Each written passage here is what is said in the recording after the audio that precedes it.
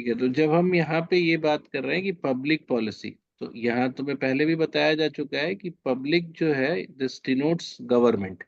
ठीक है, yes sir. तो गवर्नमेंट या गवर्नमेंट की बॉडी जो वो पॉलिसीज बनाती हैं और उसको एक्सिक्यूट करती हैं, गोल्स के हिसाब से स्ट्रेटजी बनाती है, उसको पब्लिक पॉलिसी बोलते हैं।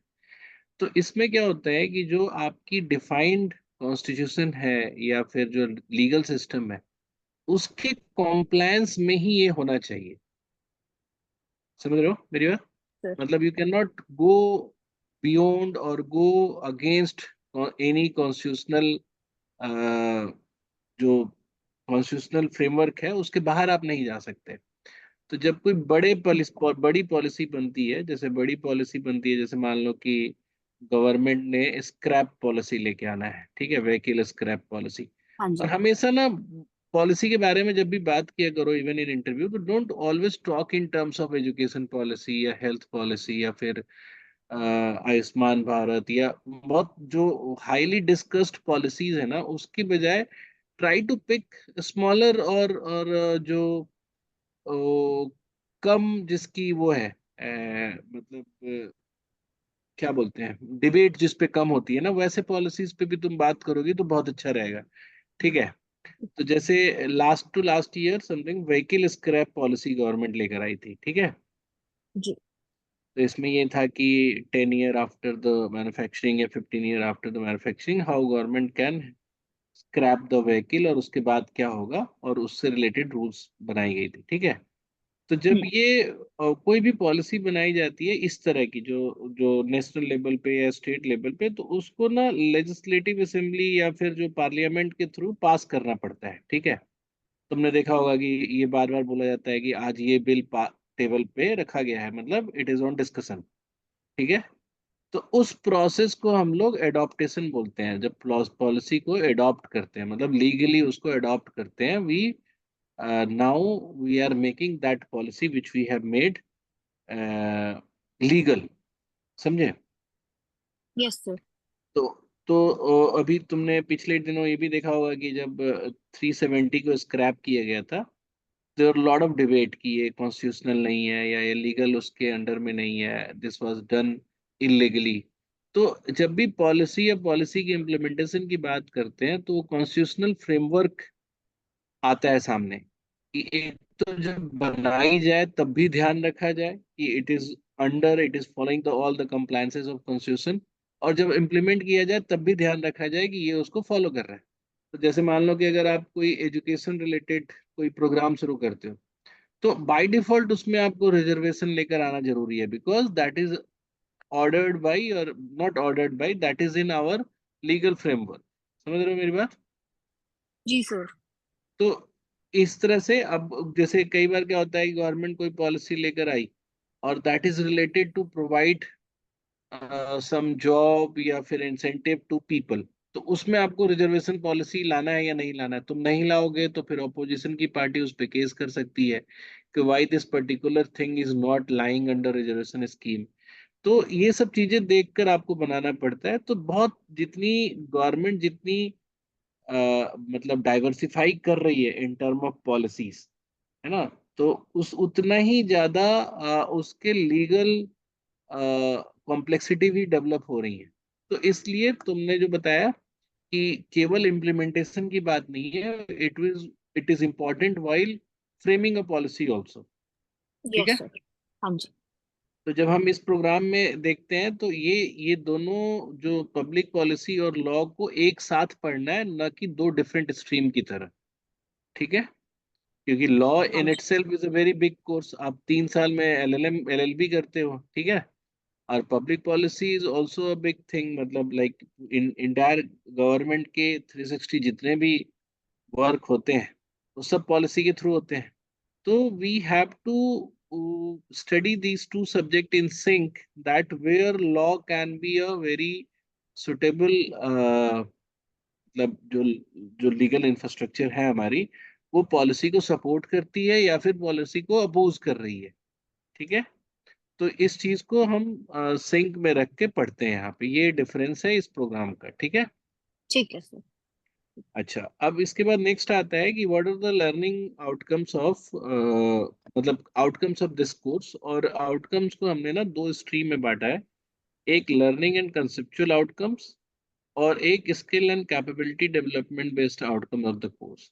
लर्निंग वाले में तो तुम यही सब बता सकते हो जो हम अभी बताया हमने, कि हम पॉलिसी के बारे में पढ़ेंगे, हम लीगल फ्रेमवर्क के बारे में पढ़ेंगे, ठीक है, जी सर। हम कॉन्स्टिट्यूशन के बारे में पढ़ेंगे, how policy gets is its form, है ना, कीपिंग द लीगल कंप्लायंसेस को, इस इसको पढ़ेंगे।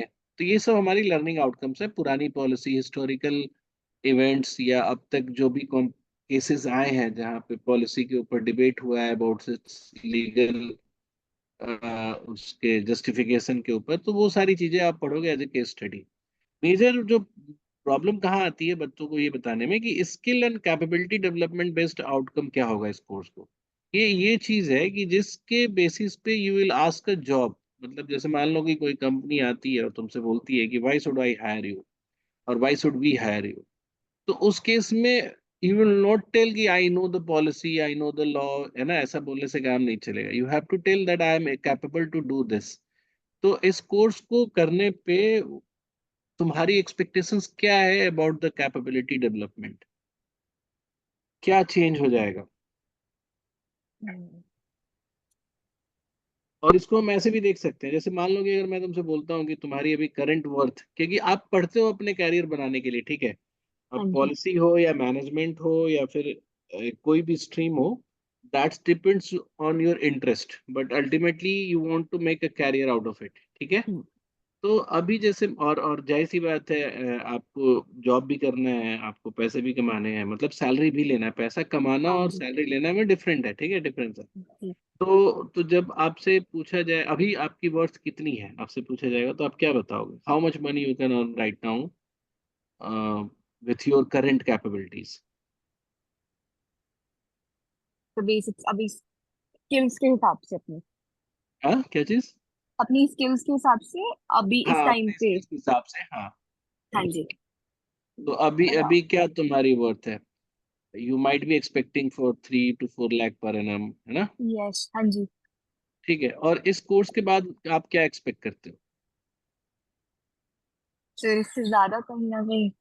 ऑफ कोर्स, मतलब 8 to 10, और हाँ ऐसा, जी। हालांकि ये पर्टिकुलर एग्जांपल जो है ना एमबीए में ज्यादा सूट करता है, बिकॉज हाँ पब्लिक जी। पॉलिसी वगैरह का कैरियर जो है ना, that might start with low salary but it can grow yes. Very fast, हाँ ठीक जी। है।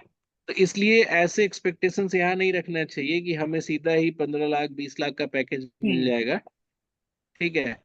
बट ये पक्का है कि सोशल सेक्टर में you can start with 5 lakh, but very soon you can reach to 20 lakhs, ठीक है। यस। मतलब तुमको मैं एक एग्जांपल बताता हूँ कि जैसे मान लो कि यूएन के जो एडमिनिस्ट्रेटिव ऑफिसर की प्रोफाइल निकलती है ना, तो उसमें अगर लिखा हुआ है कि 4 year ऑफ वर्क एक्स, तो दे वोंट इवन आस्क कि आपकी सैलरी कितनी थी उस टाइम पे, क्योंकि प्राइवेट कंपनी में क्या होता है कि आपकी जो पास्ट जॉब है उससे 20% या 25% का ग्रोथ देते हैं मैक्सिमम, ठीक है। बट ऐसे डेवलपमेंट सेक्टर में जो उनका उस प्रोफाइल पे सैलरी डिफाइंड है, जैसे मान लो कि इनकी इस प्रोफाइल पे सैलरी है कि आपको 50 लाख पर एनम मिलेगा, तो आप इससे पहले आप आप 10 लाख कमा रहे थे तब भी कोई बात नहीं है, 5 लाख पर एनम कमा रहे थे तब भी बात नहीं है, if you will qualify the exam and interview you will be getting this much. तो ये ये ऐसा है कि you should not think in a way कि आपकी just after the course what will you get in term of salary, but anything if you'll get, you'll be getting it with some capability of yours जो आपने इस course के दौरान develop किया है। तो what are the capability expectations that you are keeping or having in mind from this course, बताओ, where will you be fit after this course in terms of capability and working, is Ananya here। Yes sir. हाँ हाँ, बताओ। तो थोड़ा सा सोचना पड़ेगा। सोचो, थोड़ा सा सोच के बताओ, और कोई भी हेल्प कर सकता है, अनन्या का हेल्प कर सकता है, anyone if you want to. Course सब लोग को पता है, ये टेस्ट का जो कोर्स है, masters in public policy and governance का कोर्स जो है, उसके उसके लिए हम लोग इंटरव्यू के लिए डिस्कस कर रहे हैं। तो anyone, if anyone can help, बताओ इस कोर्स से कैपेबिलिटी डेवलपमेंट की एक्सपेक्टेशंस क्या हो सकती हैं? Although you need to read the syllabus also to clarify it, मतलब ये क्वेश्चन एक इम्पोर्टेंट क्वेश्चन है that you have to think. तो मैं तुम्हें हेल्प करता हूँ। जैसे इसमें क्या है कि आप जैसे मान लो कि कोई एक थिंक टैंक है, ठीक है, which works for policy research, ठीक है। So with this course, you will be capable to be a part of that research because you'll be learning research methods also, and you'll be knowing all the governance structure, public policy, और एक एक जो आपका field work होगा, जो आपका assignments होगा, dissertation होगा, through that you will be able to work as policy researcher, या आप गवर्नमेंट के साथ भी काम कर सकते हो for their policy implementation projects. आप गवर्नमेंट कंसल्टिंग के साथ भी काम कर सकते हो with what capability to to frame a policy for policy which also adheres the rules और कॉन्स्टिट्यूशन, है ना। इस तरीके से आपकी कैपेबिलिटी डेवलप होगी। आप पॉलिसी कोई मतलब बाहर की कोई पॉलिसी है, उसको इंडियन एनवायरनमेंट में आप उसको चेंज भी कर सकते हो। मतलब चेंज क्या, अडॉप्ट करना होता है कि कोई पॉलिसी, जैसे मान लो कि बाहर की कोई पॉलिसी तुम्हें लगी कि हाँ this will work in India also, तो उसको आप एज इट इज इंडिया में नहीं इम्प्लीमेंट कर सकते हो, उसको इंडियन एनवायरनमेंट के हिसाब से या इंडियन लीगल सिस्टम के हिसाब से उसको चेंज करना पड़ेगा। तो ये सारे काम आप धीरे धीरे कैपेबल हो गए टू डू दैट, ठीक है। Not entirely in one go, मतलब ऐसा नहीं कि 2 साल में बिल्कुल आप perfectly you will B expert of that, but in this direction you will B start working, and you can start working under supervision of someone who is experienced, ठीक है। जी सर।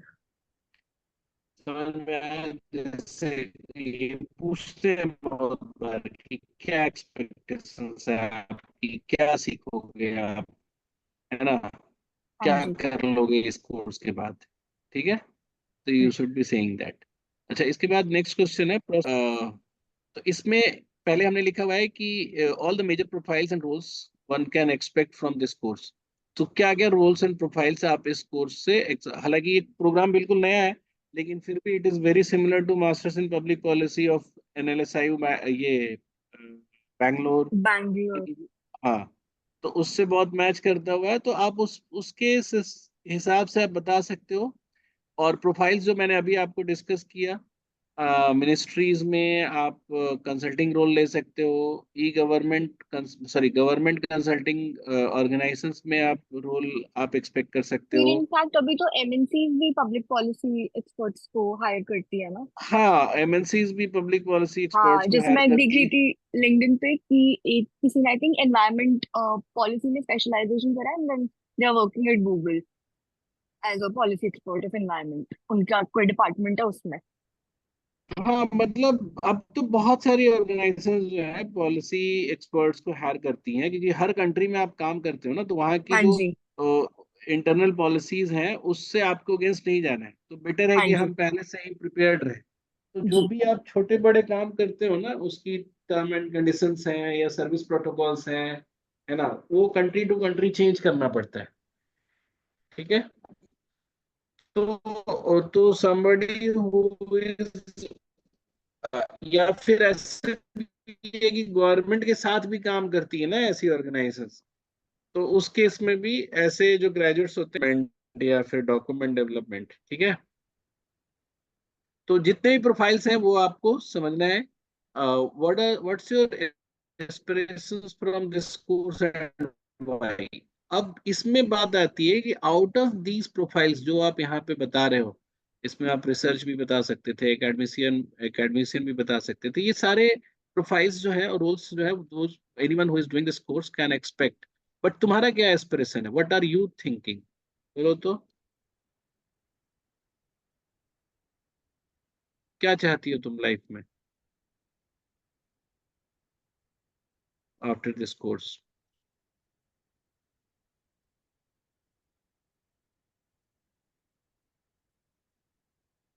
अनन्या,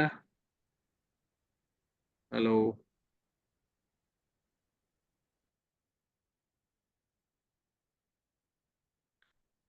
अच्छा, कोई और भी बोल सकता है बीच में? If you want to participate in this discussion, you can also participate.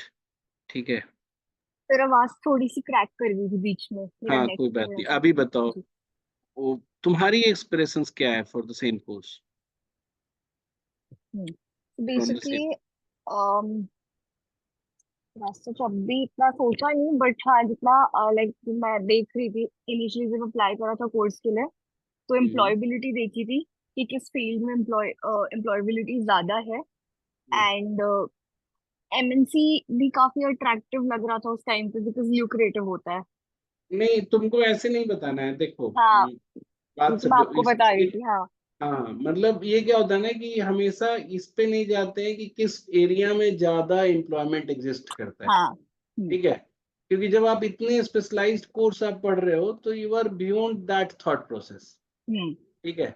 अभी क्या है कि जैसे you can think of going to corporate और मिनिस्ट्री, वो तुम्हारी इच्छा है, बट एक हम्म। एरिया तुम्हें डिसाइड करना पड़ेगा कि I be working in this particular area. तो अगर तुम्हारा बैकग्राउंड क्या है, तुमने ग्रेजुएशन में क्या पढ़ा है? हिस्ट्री। हिस्ट्री। हिस्ट्री पढ़ा है।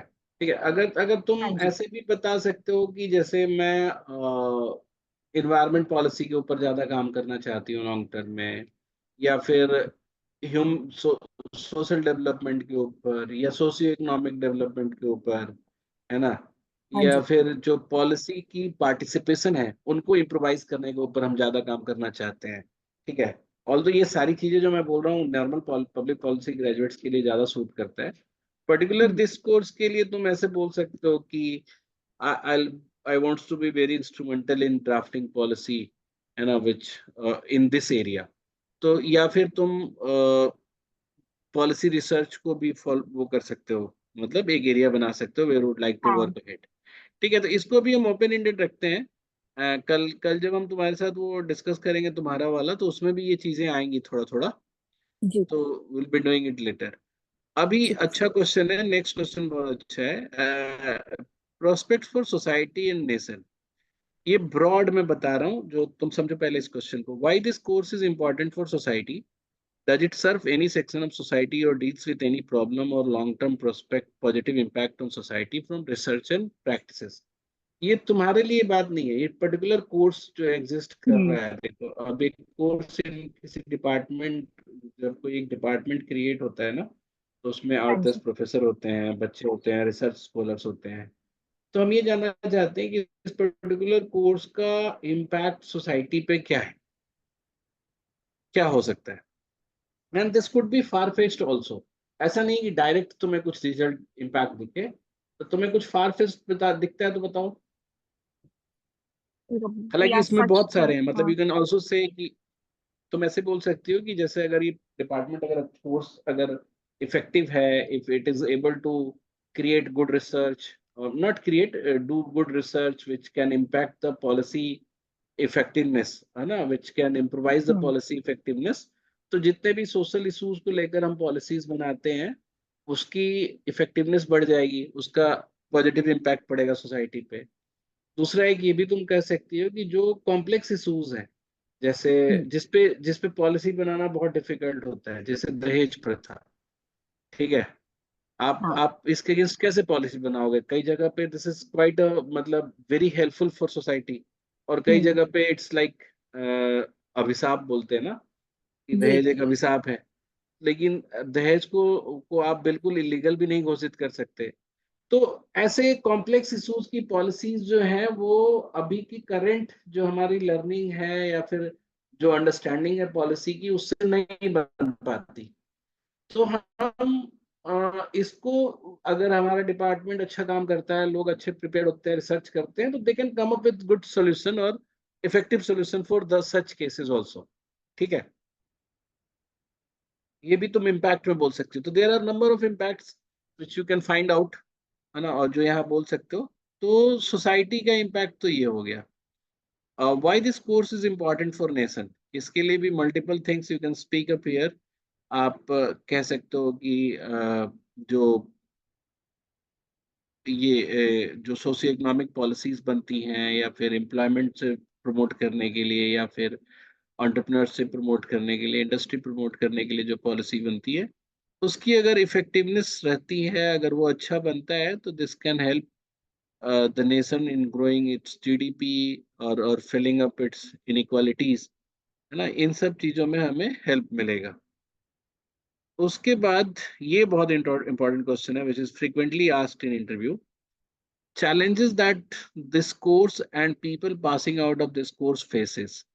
तो जैसे मान लो कि कोई भी नया कोर्स होता है, जैसे पब्लिक पॉलिसी है, बहुत सारे पेरेंट्स भी हमसे पूछते हैं कि अच्छा बेटा ये बताओ कि नौकरी क्या लगेगी, है ना। तो एक तो बहुत बड़ा चैलेंज इन सब में ये होता है कि employability. Employability is not a challenge. देखो, एम्प्लॉयबिलिटी बहुत है इस कोर्स में, मतलब any person who is graduating this course, he is employable, but where to find employment, ये वो इंपॉर्टेंट हो अवेयरनेस जाता नहीं है। है। हाँ, तो उसमें क्या होता है कि जैसे मान लो कि आज से पहले, मैं तुम्हें एक रियल टाइम सिचुएशन बता रहा हूँ कि 10 साल पहले तक तो गवर्नमेंट भी अपने पॉलिसी रोल्स के लिए कोई भी ओपन ग्रेजुएट्स को हायर कर लेती थी। आज भी देखो तो इंडिया में सबसे ज्यादा जो पॉलिसी ड्राफ्टिंग लॉ कमिटीज हैं, ग्रेजुएट्स ही करते हैं वैसे तो। लॉ बाकी। ग्रेजुएट्स, नॉन लॉ ग्रेजुएट्स भी करते हैं। जितने आईएएस वगैरह होते हैं ना, उनको दे दिया हाँ जाता जी। है पॉलिसी बनाने के लिए। जी। एंड ऑल, मतलब मैंने कई बार ये डिबेट किया हुआ है और क्लास में भी बताया हुआ है कि जो आईएएस होते हैं, they are good at documentation, they know the bureaucracy, they know the governance, they know the how the earlier policy has been drafted. तो उनके पास ना बेंचमार्क अच्छा होता है, ठीक है। हम्म। तो नई पॉलिसी को भी ना वो उतना ही सुंदर बना लेते हैं ऑन पेपर जितना पिछले वाली थी, समझे, वो कॉपी करके या थोड़ा बहुत चेंज करके। बट हाँ जी। आज, हाँ, बट आपने सब्जेक्ट ओरिएंटेड, या जो जिस जिस पर्टिकुलर प्रॉब्लम को लेकर, या जो पर्टिकुलर इशू को लेकर, एरिया डोमेन को लेकर जो पॉलिसी बन रही है, अगर उसकी एक्सपर्टीज नहीं है, तो आप कैसे अच्छी पॉलिसी बना पाओगे। मतलब I have seen a person from language domain was heading the policy drafting committee of nuclear policies. तो अब गवर्नमेंट के पास क्या होता है कि उनकी लिमिटेशन ये है कि वो एक्सटर्नल हेल्प कम लेना चाहते हैं, वो इंटरनल सिस्टम से ही चाहते हैं काम हो जाए। और इंटरनली आपके पास जो कमीशन जॉब होल्डर्स होते हैं, वो या तो यूपीएससी होगा या एसएससी होगा। तो एसएससी वाले तो हो गए इम्प्लीमेंटेशन में हेल्प करते हैं, यूपीएससी वाले को ड्राफ्टिंग में भी डाल देते हैं। तो इस तरीके से ना, पहले क्या था कि पॉलिसी ग्रेजुएट्स की यूटिलिटी नहीं थी, एम्प्लॉयबिलिटी थी, बट यूटिलिटी नहीं थी। Government was not identifying the need of properly trend policy public policy graduates. But recent times में ऐसा हो रहा है। पहले देखोगे ना, मैंने देखा है कि जैसे कोई बड़ी गवर्नमेंट की पॉलिसी है जिसको वो थर्ड पार्टी कंसल्टिंग भी ले रहे हैं। जैसे मान लो कि आज भी है, मेरा एक दोस्त भी काम करता है ऐसे प्रोजेक्ट्स पे। तो जैसे मान लो कि यूपी गवर्नमेंट को कोई पर्टिकुलर पॉलिसी बनानी है, नई पॉलिसी, आजकल स्टेट गवर्नमेंट्स भी बहुत सारी पॉलिसी बना रहे हैं बार बार। तो उनको नई पॉलिसी के लिए उन्होंने हायर किया कि चलो पीडब्ल्यूसी को हम बुलाते हैं, they will draft and they will help us in implementing that policy. और यहाँ पे जो काम करने वाला बंदा है, many of the time it was he was MBA, और someone someone from MBA background, क्योंकि ज्यादातर लोग यहाँ पे जो पीडब्ल्यूसी में काम कर रहे हैं वो एमबीए बैकग्राउंड के हैं, या फिर सिमिलर इंजीनियरिंग बैकग्राउंड के हैं। उनको डायरेक्ट रोल दे दिया जाता है कि आप ड्राफ्ट करो। तो वो लोग क्या करते हैं, खूब सारा रिसर्च करते हैं, गूगल रिसर्च करते हैं, इधर उधर से बेंचमार्किंग करते हैं, दूसरे देश का एग्जाम्पल देखते हैं, and then they find a very good looking policy और create a very good looking policy for the state. अब ये गलत प्रैक्टिस है। अगर आप यही काम ऐसे कोर्स, तो ये एक बहुत बड़ा चैलेंज है कि इवन द एम्प्लॉय, मतलब इस पे एक रिस्ट्रिक्शन नहीं है। जैसे रिस्ट्रिक्शन क्या होता है कि जैसे मान लो कि somebody wants to open a clinic, है ना, आप उपचार करना चाहते हैं लोगों को, बिकॉज यू नो मेडिकल और मेडिसिन, है ना, वेल, तो आप नहीं ओपन कर सकते until unless you have an MBBS degree. तो जैसे जैसे इलाज करने के लिए एमबीबीएस मैंडेटरी है, जैसे केस लड़ने के लिए एलएलबी मैंडेटरी है, ठीक है, जैसे इंजीनियरिंग प्रोफाइल के लिए इंजीनियरिंग की पढ़ाई होना जरूरी है। सिमिलरली अभी तक ऐसी रिस्ट्रिक्शंस नहीं क्रिएट की गई है कि पॉलिसी मेकिंग के प्रोसेस में पॉलिसी ग्रेजुएट्स को हायर किया जाए। ठीक है, जी तो सर। ये प्रॉब्लम है। तो employability is not an issue. उस एम्प्लॉयबिलिटी की जो वो है यूटिलिटी। हाँ, यूटिलिटी भी नहीं बोलो इसको, बोलो कि ऐसा कोई डिफेंस मैकेनिज्म नहीं है आपकी एम्प्लॉयबिलिटी को। जी। Anybody can replace you. लेकिन धीरे धीरे सिचुएशन चेंज हो रहा है। फिर जो लोग हैं उनको क्या प्रॉब्लम होती है कि अगर आप फर्स्ट जॉब अच्छा नहीं मिला तो फिर धीरे धीरे आपको दूसरे किसी जॉब में जाना पड़ता है। And if are changing your job profile तो दोबारा से पॉलिसी डोमेन में एंटर करना मुश्किल होता है। तो ये सब प्रॉब्लम्स होती है कई सारे लोगों को जो पब्लिक पॉलिसी पास करते हैं। हमने एक आध लोगों के साथ ऐसा प्रॉब्लम देखा है कि दे after the study they could not find job in their desired field, and then they used the same degree to get the job in other areas, other MNCs, और फिर वहां से पब्लिक पॉलिसी डोमेन में inter करना मुश्किल हो जाता है। तो इस तरह के कई छोटे मोटे चैलेंजेस हैं जो आपको पता होने चाहिए। ठीक है, इट्स नॉट कि इंटरव्यू में पूछेगा, but if you know well आप अच्छा जवाब दे पाओगे इंटरव्यू में। ठीक है, जी सर। तो अभी तो हम लोग थोड़ा स्किमिंग कर रहे हैं, जल्दी जल्दी कर रहे हैं। नेक्स्ट डिस्कशन में हम थोड़ा ज्यादा पर्सनलाइज्ड होके तुमसे ही पूछेंगे। ठीक है, ठीक है सर। उसके बाद एक एक ये बहुत इंटरेस्टिंग क्वेश्चन है कि your interest and motivation for the course. ठीक है, इंटरेस्ट और मोटिवेशन को ना हम दो डिफरेंट वर्ड की तरह ट्रीट करेंगे। इंटरेस्ट मतलब ये कि तुमको क्या अच्छा लगता है अबाउट दिस कोर्स और अबाउट दिस वर्क। ठीक है, और मोटिवेशन होता है गोल ओरिएंटेड या फिर आउटकम ओरिएंटेड। तो जैसे जैसे मैं मोटिवेटेड हूँ कि मुझे खूब सारे पैसे मिलेंगे, तो वो मोटिवेशन हो गया। और मैं इंटरेस्टेड हूँ बिकॉज मुझे पूरा पूरा इंडिया घूमना पड़ेगा इन दैट प्रोसेस, तो वो इंटरेस्ट वाला फैक्टर हो गया। Sometimes interest and motivation can coincide और कैन बी सेम थिंग, वो अलग बात है। तो अगर तुमसे पूछा जाए कि what is your interest in this course, तो क्या बोलोगे?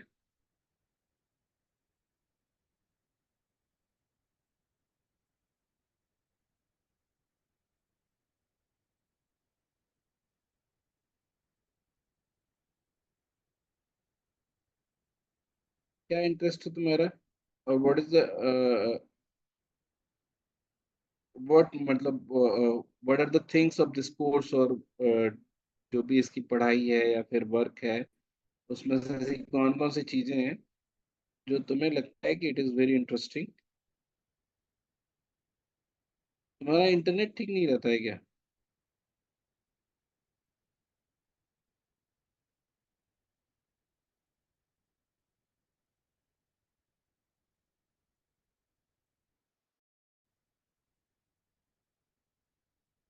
ठीक है, रुको मैं बताता हूँ।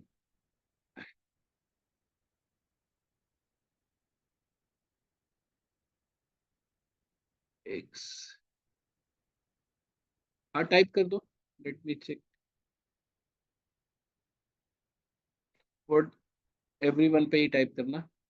और सेकंड, मोटिवेशन। तो motivation can be your good career, working in good institutions या गवर्नमेंट और यूएन, ये सब चीजें मोटिवेशन में लाई करेगी। इंटरेस्ट में you can talk about that I would like to मतलब study these subjects because it interest, मतलब you are interested in that subject because of some reasons और सर्टेन रीजंस, ऐसा तुम बता सकते हो। तो इसको चलो इस पे आगे बात करेंगे क्योंकि फिर ये इंडिविजुअल हो गया, कल इस पे बात करेंगे। प्रोफेशनलिज्म जो है ये समझना जरूरी है इस कोर्स का। अभी जो मैं थोड़ी देर पहले बात कर रहा था कि क्यों डॉक्टरी के लिए या फिर मेडिसिन लेने के लिए आपका एमबीबीएस होना जरूरी है, because you know that government has defined that कि ये जो कोर्स है आप करते हो उसके बाद ही आप इतने प्रोफेशनल हो पाते हो कि आप एक कंट्रोल रख सको किसी मेडिसिन डोज का, या फिर आप आपकी समझ उतनी हो जाती है कि आप तीन चार मेडिसिन के कॉम्बिनेशंस को एक साथ लिख पाओ या बता पाओ। तो ये एक कोई भी प्रोफेशनल डिग्री या प्रोफेशन जो है ना वो प्रोफेशनल डिग्री से आइडेंटिफाई होता है। तो अब हालांकि अभी तक सोशल वर्क या पॉलिसी या डेवलपमेंट स्टडीज ऐसे सब कोर्सेज जो है ना वो प्रोफेशनल कोर्सेज की तरह स्टैब्लिश नहीं हुए हैं, बट धीरे धीरे वो हो रहा है। तो ऐसे तो मैं ये बताना है कि इस कोर्स का प्रोफेशनल जो वो है कंपोनेंट क्या है, ऐसी कौन सी चीजें हैं जो आप यहाँ करके ही सीखते हो। You can not learn without going through rigorous training of this. तो वो आपको कंपोनेंट इसमें आइडेंटिफाई करना है, ठीक है, कि कौन कौन सा ऐसा पार्ट है जिसको आप कॉलेज में या फिर इस कोर्स को करने के बाद ही आप सीख पाते हो। फिर ये बहुत इंपॉर्टेंट है, management orientation of this course. कितने मैनेजमेंट फंक्शंस, तो हालांकि पॉलिसी में आपको पूरा पूरा ही मैनेजमेंट है एक तरह से। अगर तुम देखोगे बहुत पहले तो पब्लिक एड, जब जब यूपीएससी के एग्जाम में दो पेपर लेना होता था ना, तो उस समय पब्लिक एड और मैनेजमेंट आप एक साथ नहीं ले सकते थे। दैट मीन्स कि पब्लिक एड और मैनेजमेंट का जो सिलेबस है, और सिलेबस भले ही कॉमन ना हो, जो इनकी थॉट प्रोसेस है वो बहुत मैच करती है, ठीक है। तो अब पब्लिक एड का ही तो तुम्हारा एक्सटेंशन जो है वो पब्लिक पॉलिसी है। जहाँ जहाँ पे भी पब्लिक एडमिनिस्ट्रेशन या पब्लिक एड की जो प्रोग्राम्स थे, अब उसको धीरे धीरे पब्लिक पॉलिसी में कन्वर्ट कर दिया जाएगा। तो ये पूरा कोर्स एक तरह से मैनेजमेंट थॉट प्रोसेस बेस्ड ही है। अब कैसे है ये तुम्हें समझना है यहाँ पे। What makes you eligible for this course or present skills exposure that makes you ahead? ये तुम्हें कल डिस्कस करना है कि तुम ऐसा क्या जानते हो आज कि तुम्हें लगता है कि तुम इस कोर्स में, मतलब this can work as an background for this course. कोई ऐसी स्किल्स है जो आपके पास है, जो आपको लगता है कि that can act as an facilitator for this course. और सेम एक्सपोजर, मतलब आपने कहीं पे पब्लिक पॉलिसी को इम्प्लीमेंट होते देखा है, या फिर कोई पर्टिकुलर पॉलिसी को आपने इन टू इन फॉलो किया है, ऐसा कुछ है तो ये आपको बताना है। ये सब कल की क्लास में हम लोग डिस्कस करेंगे। एक सेकंड पढ़ूं मैं। Sir, after spending 2 years preparing for civil services, I have seen that my interest and passion lies in understanding how law and policy shapes a society, and this course stood out a perfect blend of public policy। देखो ये बहुत फिर वही बात हो गई ना, मतलब मैंने जो बोला उसी को तुमने रिपीट कर दिया। कि मैंने बोला आपका इंटरेस्ट क्या है, आपने बोला आपका इंटरेस्ट है। ये नहीं, इंटरेस्ट क्या है, क्या जानना चाहोगे। ये तो बहुत ब्रॉडर हो गया ना, कि आपको वो सिविल सर्विसेज में प्रिपेयर करने के कारण आपकी इंटरेस्ट लाई करती है, बट क्यों, ऐसा क्या है इसमें, ये तुम्हें बताना है। समझ रहे हो मेरी बात। तो थोड़ा इसको वो एक्सप्लेन करना पड़ेगा कि इंटरेस्ट का जो रीजन या कंपोनेंट क्या है, ठीक है। और फिर ये रिलेटेड इवेंट्स और डिस्कशन है। दिस मतलब ये तो तुम्हें एज एन पढ़ना ही है, जनरल नॉलेज वगैरह की तरह। बाकी इसमें कुछ फिर सब्जेक्टिव हो गया, तो इस पे ये तुम्हें मैं भेज देता हूँ, ठीक है। तुम इसको इस चैट पे ही भेज देता हूँ फिलहाल तो इसको इसको तुम एक बार देखो। और फिर हम लोग कल 11 बजे, 11 बजे नहीं, 11:30 12 बजे के आसपास इसको फिर से डिस्कस करेंगे। Working towards the marginalise communities, ये तो वर्किंग तो सोशल वर्क वाले भी करते हैं ना, ऐसा तुम स्पेशल मतलब, क्योंकि मार्जिनलाइज्ड कम्युनिटीज के लिए कोई कुछ भी ना किए रहे और सोशल वर्क करे, जाकर जाकर वहाँ बच्चों को पढ़ाए, तो वो भी तो वही बात हो गई ना। वो इंटरेस्ट यहाँ पे नहीं होगा। चलो वो ठीक है कि दैट्स मतलब that is a thing that you like, but इसको तुम्हें और ज्यादा डेप्थ से बताना पड़ेगा। What is your interest and what is your motivation, ये तुम्हें बताना है।